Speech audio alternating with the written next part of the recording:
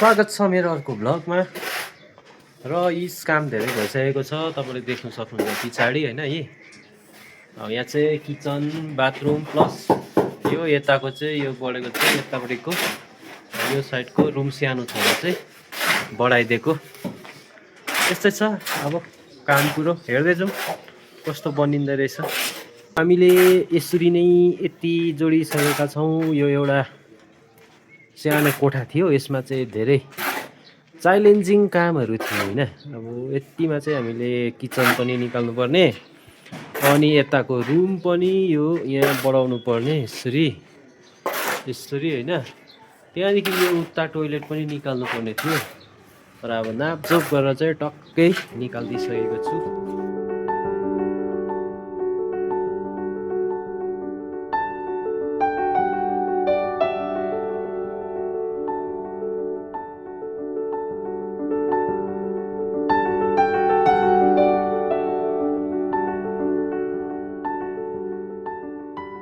दार्जिलिङको मौसम चाहिँ अचम्मै छ। अब अहिले चिया खाँदै फोटो खिचेको भिडियो बनाउँदै थिएँ। हेर्नु न यस्तो धुम्मा आएर पानी पर्नु थालिरह्यो त।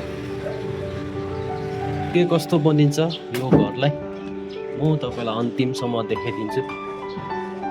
मेरो काम कुरो गर्ने तरिका अनि मेरो यसो सानोतिनो काम गर्ने कलाहरू।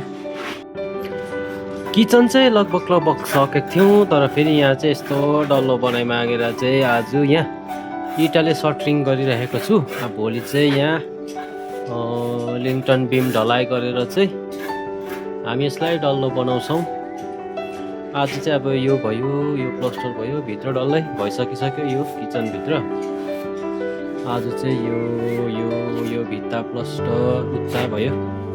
हामीले चाहिँ यो ढलाइ गर्दै थियौँ आज, तर दिन चाहिँ अचानक अब यस्तो दामी भयो कि दार्जिलिङ हो खै यस्तै छ।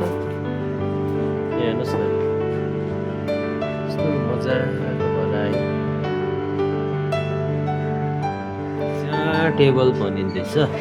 यो पाइप फिटिङ गर्नुपर्छ पहिला, त्यहाँदेखि चाहिँ टेबल ढलाइ।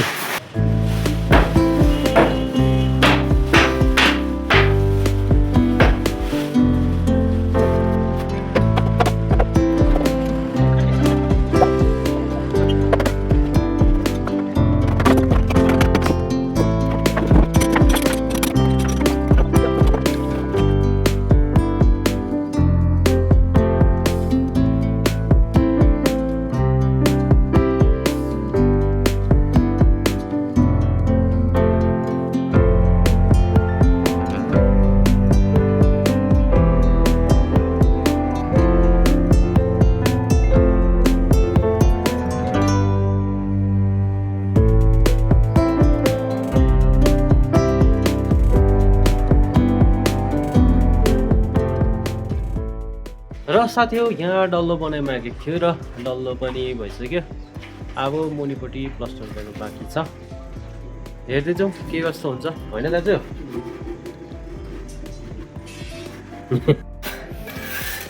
र आजको काम चाहिँ यसरी सकिसकेको छ।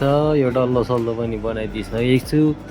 के कस्तो भयो र अब किचन चाहिँ आज फिनिसिङ भयो। यो किचन टेबल पनि बनाइदिइसकेको छु। यस कम्प्लिट भयो। पानी पनि मेरै काम संस्कृति यसको चाहिँ बिल गर्दा भयो अब। र साथी हो आजलाई चाहिँ यति नै। हेर्दै जाउँ मेरो यसो काम कुरोको भ्लगहरू।